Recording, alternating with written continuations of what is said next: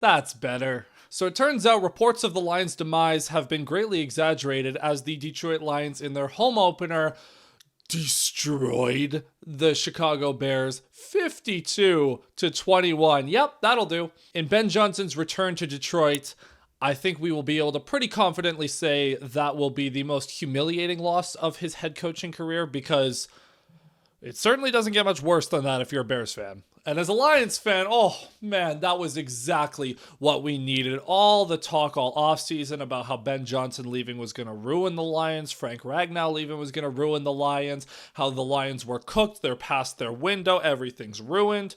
No, we're fine.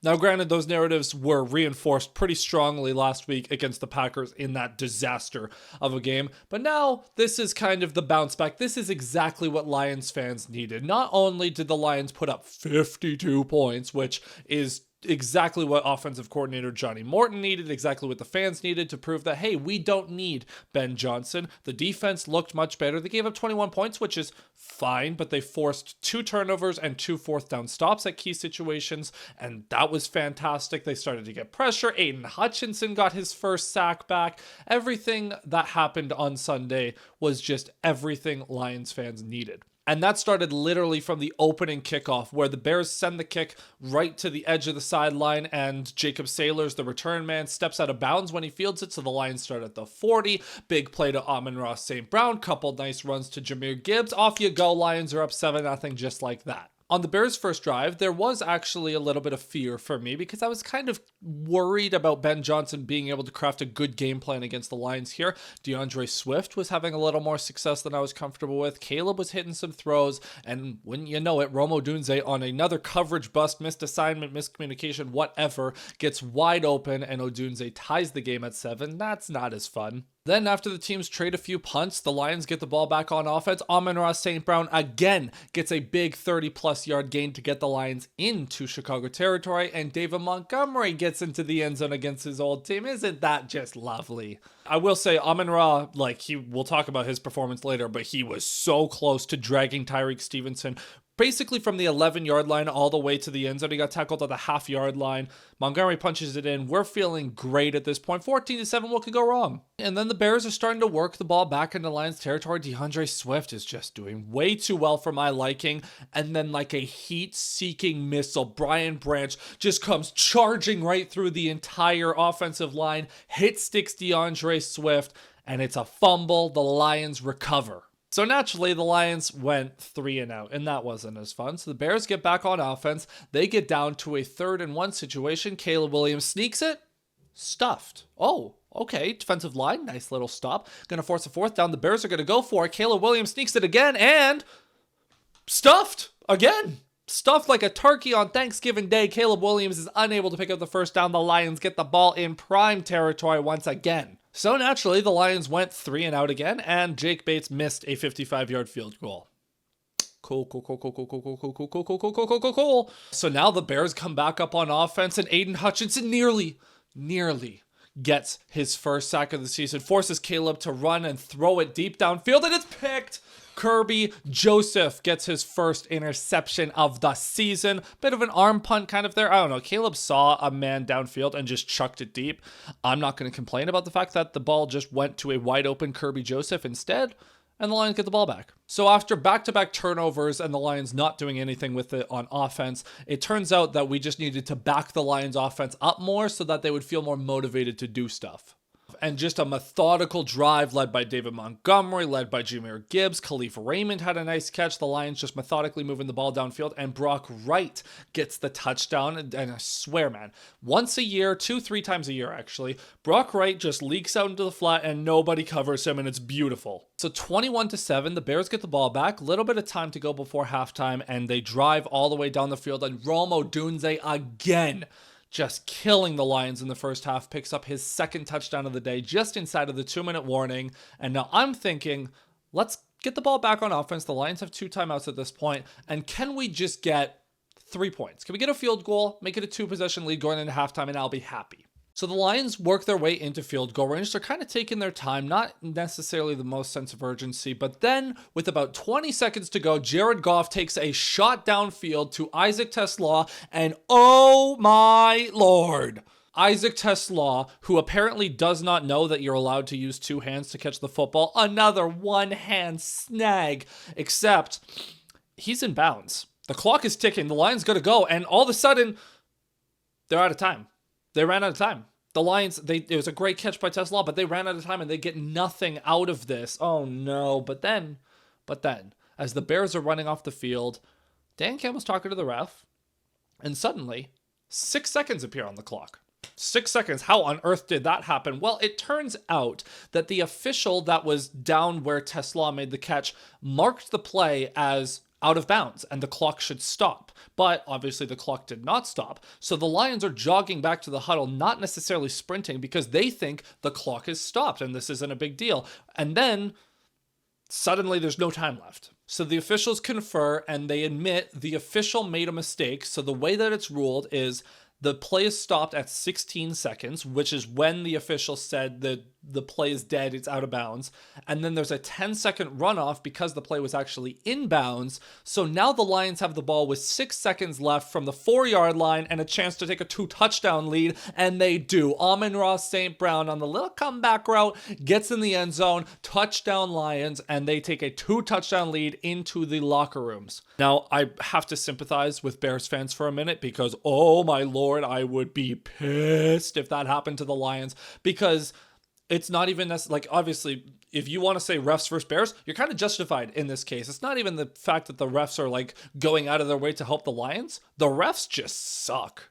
This was a thing all game. The officials, the score clock operator were just completely out of sync. There were numerous times in this game where the officials shut down a play before it happened or as it was happening. There was one where Caleb Williams literally took the snap and started going, and the official was still in the middle of the offensive line because they were just so out of sorts. The officials were doing a terrible job managing this game, and the Bears just end up getting completely shafted on that play. Thankfully, it did not end up mattering as the Lions destroyed them in the second half, but at the time that looked like a very impactful play, and certainly Bears fans have every right to be pissed about the way the first half ended. Then to start the second half, the Bears go 3 and out as Caleb Williams misses an open receiver on third down. The Lions get the ball back, they drive into field goal range, and can someone tell Jahmyr Gibbs to stop running backwards in the red zone? For the second week in a row, Jahmyr Gibbs manages to turn a 1-yard loss on an outside run into a loss of like 8 or 9. Seriously, why did anyone tell this dude he was Barry Sanders? Because he's playing a little too much like it and I don't like it. So the Lions settle for a field goal, is what it is. You're up at this point 17 points. The Bears get the ball back, and wouldn't you know it, they turn it over on downs again. And shout out to rookie defensive lineman Tyleik Williams. He had a couple of really big batted balls at the line, just a big old bear paw, getting up and smacking the football out of the air. I had to be careful to say football because that could have been taken out of context, but he smacks the football out of the air and the Lions take over once again. And then in case, the Lions just hadn't had enough going for them at this point, so why not Jameson Williams wide open for a 44-yard touchdown? Yep, that'll do. And the Lions at this point are running away with it. After another Bears punt, the Lions decided they wanted to fix some of their stats. Jahmyr Gibbs had a nice 42-yard run to set up yet another Amon-Ra St. Brown touchdown. And at this point, it was like the game was completely over at this point. The Lions added another touchdown later in the game. The Bears did as well to get us to our final score 52-21. Absolute dominance from Detroit in all facets. And I want to highlight a couple of key performances from this game. Number one, Amon-Ra St. Brown, 9 catches, 115 yards, 3 touchdown receptions. He also had 2 rushes for 7 yards. We saw him in the backfield a little bit more.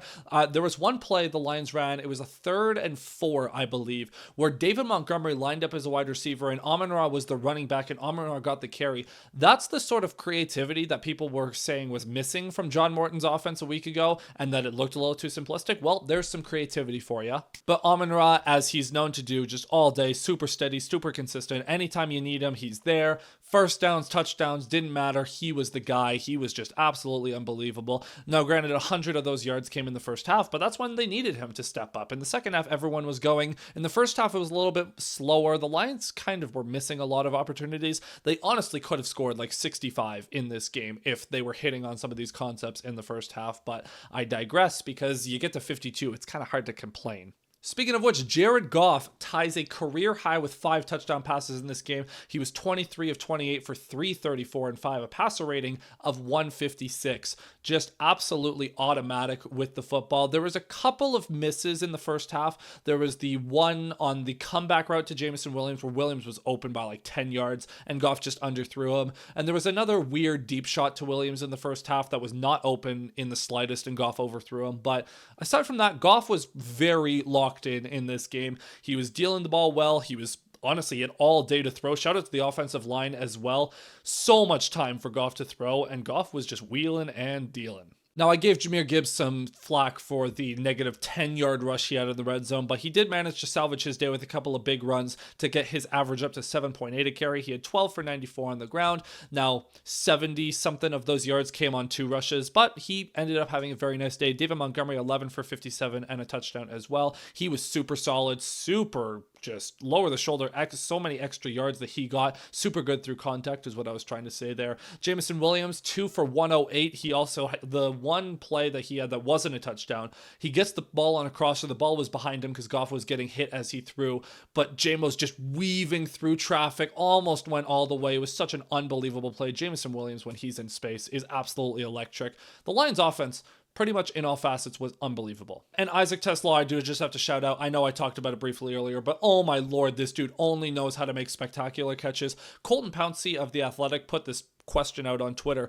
Are those the 2 best catches anyone's ever had to start a career? You have the one hand like toe tap in the end zone against Green Bay, and then a one hand moss down the sidelines at the end of the first half to set up a touchdown. Like, just absolutely spectacular, this dude. But big credit goes to the offensive line. Like I said, the pass protection was there all day. The run game had a bit of troubles throughout the game, but the Bears were doing a fantastic job of jumping the snap and getting into the backfield early, so I'm willing to let it slide a little bit. The pass protection was more important, and I'm happy to report the Lions' offensive line was absolutely unbelievable at keeping Jared Goff upright and giving him time to throw. Defensively, we did have one unfortunate sequence where Marcus Davenport got hurt, came back, got a sack, and then got hurt on the sack, which, I mean, hope he's okay. He was questionable to return with a shoulder injury. I hope he can play next week because he is very valuable when he's on the field, but man, that was brutal. But Al-Qadim Muhammad, who came in relief of Davenport, also was fantastic as a pass rusher. He got himself a sack,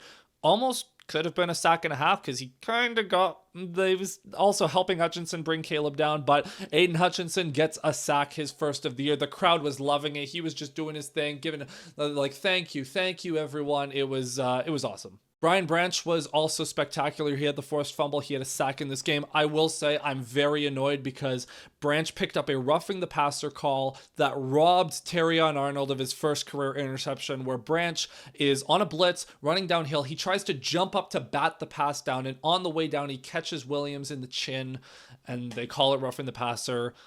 It's by the letter of the law, that's the way they call these things, but it's really frustrating that that is what roughing the passer is nowadays, because Terrion deserved it, man. Speaking of Brian Branch, though, I should mention that Branch got hurt at the end of the game and had to limp off. Thankfully, he said it was just a cramp, which means he is going to be perfectly fine for next week, which is good because going against the Baltimore Ravens is going to be terrifying. And one more thing from Brian Branch. Branch said the defense felt betrayed by Ben Johnson leaving from Detroit to Chicago, said they loved him and still love him, but it was time to get after it, and they certainly did. 4 turnovers, or 2 official turnovers and 2 fourth down stops. 4 turnovers is what we're going to classify that as on the day. Hold the Bears to 21 points. One of those touchdowns came in garbage time, so who really cares? It was an absolute dominant showing from the Lions in all facets, and now, just like the previous couple of years, the Lions are 1-1 to start the season, and if you had told me they'd be 1-1 after 2 weeks, I'd say that's about right. The tricky thing is now the Lions have a game in Baltimore next Monday night against the Ravens, and the last time we played Baltimore, obviously you all know the Ravens absolutely destroyed the Lions 38-6, and that one touchdown was a garbage time touchdown.